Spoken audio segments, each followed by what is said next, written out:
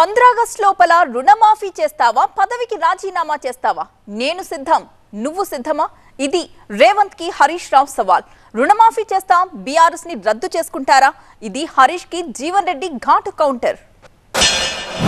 రేపు పొద్దున 10 గంటలకు అసెంబ్లీ ముందు అమరవీరుల స్తూపం దగ్గరికి నేను వస్తా ఉన్నా. నా రాజీనామా లేఖతో నువ్వు వస్తావా?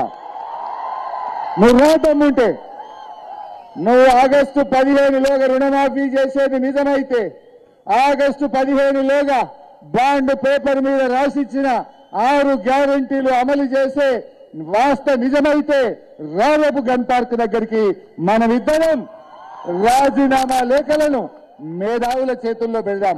ఆగస్టు 15లోగా నువ్వు 6 గ్యారంటీలను రుణమాఫీని అమలు చేస్తే నా రాజీనామా లేఖ తీసుకుపోయి స్పీకర్ గారికి ఇస్తారు.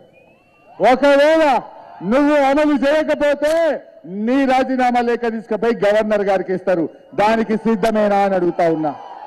నువ్వు దానికి సిద్ధమా అని అడుగుతా ఉన్నా. దమ్ముంటే రా.